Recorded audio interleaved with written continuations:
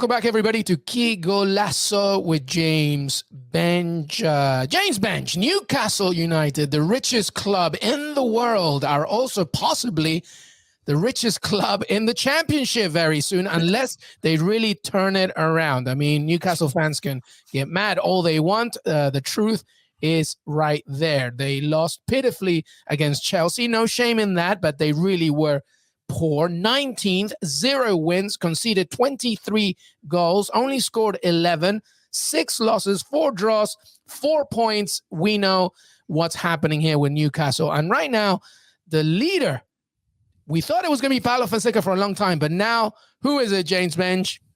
It's Unai Emery back in the Premier League. Talk to me about this. Remarkable. So, you know, we're speaking now at about 1:30 UK time. I can't remember what that is Eastern time anymore. Thank you. Clock's going back. 9:30 a.m. Eastern New York time, but yes, Tuesday morning Eastern New York and Tuesday afternoon in Europe and the UK. So thanks to Luis for getting up so early to chat with me.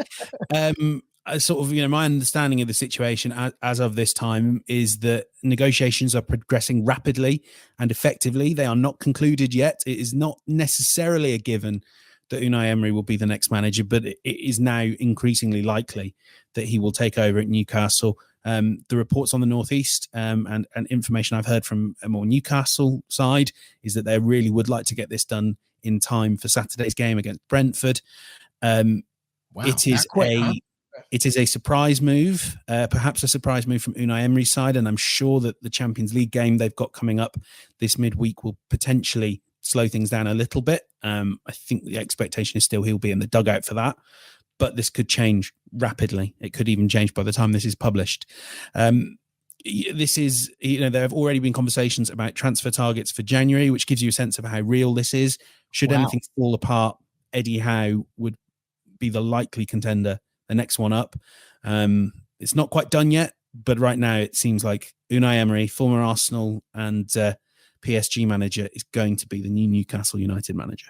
Unbelievable. I have so many questions. Before I do that, I just want to say something to all fans out there, specifically Newcastle. Not all of you, it's just some of you. If you judge Unai Emery on his record, fine. If you judge him tactically, fine. If you think that really he has no much direction or power outside of what happens on the football pitch, absolutely fine. If you think he struggles a little bit with his English, absolutely fine.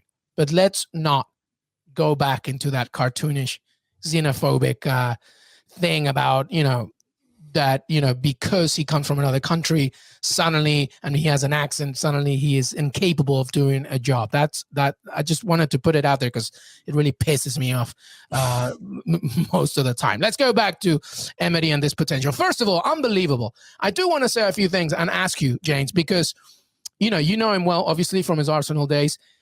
You know, he's an interesting manager because you look at the things that he has achieved, which is quite remarkable, specifically, obviously, with either Europa League and winning, you know, so many trophies there as well. He won, you know, with PSG as well, you know, a few titles as well.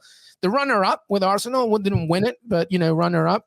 But with Villarreal right now, who they spent the most money ever, I think, in this time, and now they're not doing well in La Liga at all. So I'm wondering, are Villarreal annoyed behind the scenes things, but secretly happy because they think that maybe it's not working out? Is that why it's becoming so much easier? And they'll get compensation as well. Yeah, £6 million, I believe, in compensation. I mean, I can't speak for Villarreal's assessment. I can certainly say that I've seen this situation happen before in Unai Emery's second season. And when you look at the results, when you look at the quality of players, they shouldn't be 13th in La Liga. You know, they're a very good team. And actually, take the Europa League out of the equation, and that was fantastic and a real special moment for a small town club like Villarreal. And they did it the hard way in the end after some fairly easy earlier rounds. You know, take that out of the equation, and he did take them from 5th in La Liga to 7th.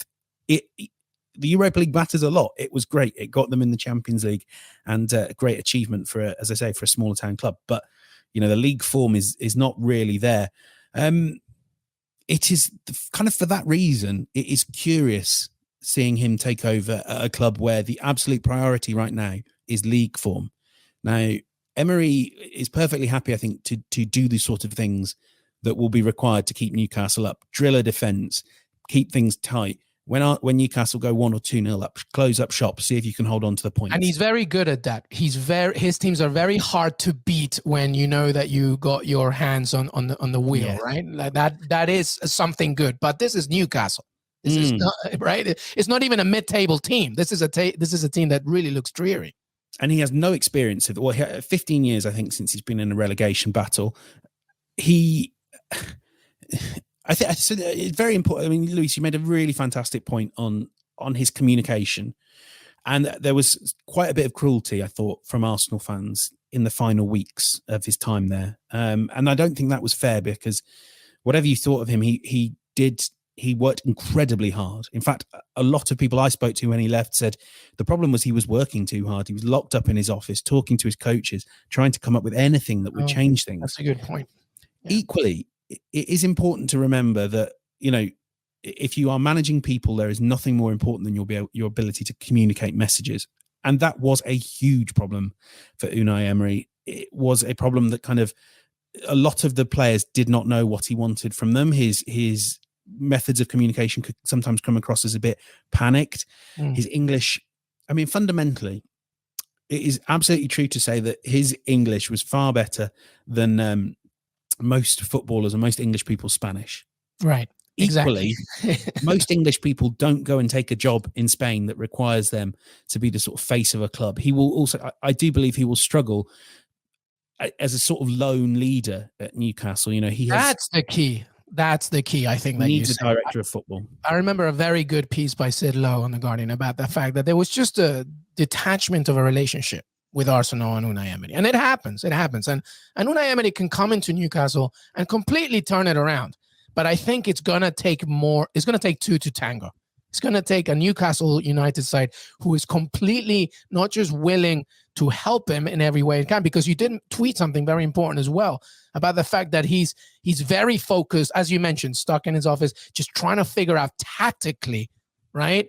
Formation-wise, opponent-wise, training-wise. That's really where he really excels.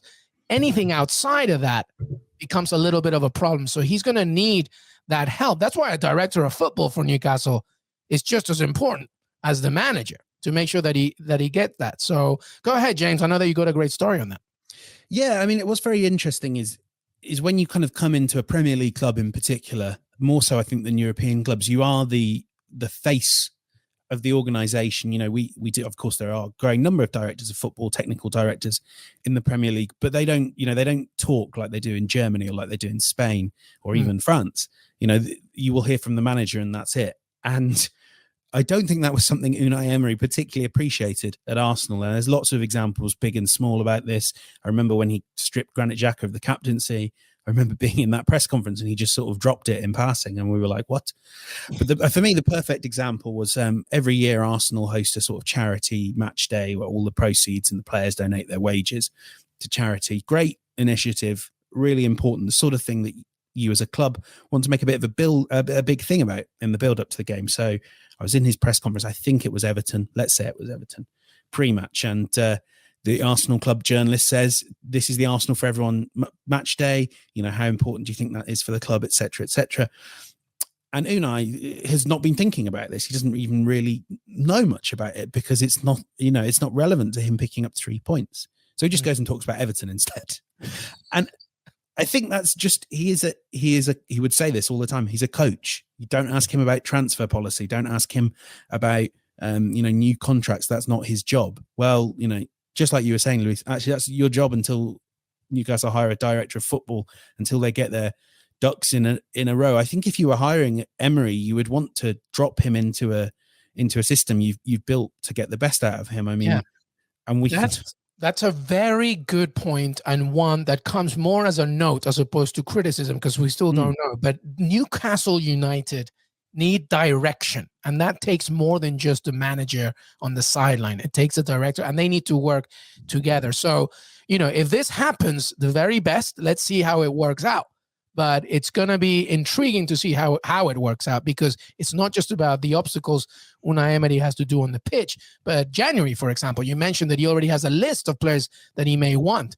who is there to say, actually, maybe this player is probably better. You know what I mean? There needs to be a conversation. So it's going to be very interesting how this develops. How soon do you expect an announcement? This week?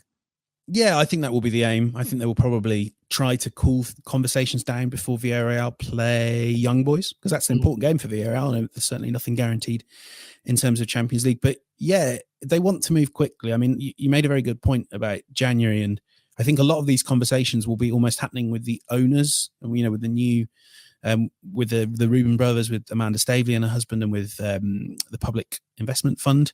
Yeah. So it's kind of not happening at the level you would normally kind of expect a coach thing to happen. I'm really intrigued what he does in January. No doubt there will be a lot to spend. Anyone that's played Football Manager, I think the new Football Manager game, we've all loaded up a Newcastle save. I signed Yves Bissouma, Anthony, Christopher Nkunku. Wow, I don't know why, but I have a feeling these players may not actually be available to Newcastle in the real world. I was going to say, maybe you should try and be the director for it. Get some good players right there. Hey, by the way, the next game coming up for Newcastle, I know Des Norris, I just put you on the spot. Oh, he was ready. Look at that. What a producer we have. Brighton, not going to be easy. At home to Brentford, not going to be easy. And a tasty one here. Returning to Arsenal. Early kickoff, Arsenal hosting Newcastle on November 27. I can hardly wait. I'm actually really intrigued what atmosphere he gets at the Emirates, because the reason he lost his job was that Arsenal fans just didn't really like him anymore, and they didn't want to go and watch his team play football. But he also was he kind of always tried to do things in the right way. He understood the values of the club and tried to. It was tough, it goes back to that communication issue, but I hope he gets a nice reception. I don't know if he will, but I hope he at least gets a warm round of applause, because I think he would appreciate that. I know he left with a lot of affection for Arsenal and signed off in the right way. Yeah, well, me too. I hope that he gets a good reception, but more importantly, when Unai Emery comes, and Antonio Conte as well, it's probably in a good timing as the international break comes. He'll probably have a little bit more time to work together. That's James Benge from Qué Golazo. Don't forget to check out all his great work on cbsports.com. Follow him on Twitter, James Benge. Final thoughts before we say goodbye as a busy managerial rotational circus continues. I hate to say it, but I'm wondering who Newcastle will pick up in the Championship next season. You think so, regardless of that? Oh, I feel it's like, tough. Yeah, I know that I said final thoughts, but just one thing here. It's true, because in January, I'm sure you have all the money in the world, but who's leaving for, a key, massive star player who's probably in a team that's already fighting in Europe, etc., or with the dreams of Europe for the next season? Why would you come to Newcastle unless you're being offered just stupid money, which, and again, it's not the right initiative, is it? Yeah, I think that's it. And you don't want to get in the habit of just being a place players go because they're just there for the paycheck. Oh, I really don't know who you go out and get, because also, I mean, and this is the challenge Emery's going to have, is he's going to have to now manage defensive, keep us up football, but also prove that come next year, if they stay up, if there's money, he's the one you can trust with that money. This is a hard job, and Unai Emery is a great coach. But I have a feeling and I have a fear. I really do like the guy, but I have a fear this might be too tough for him.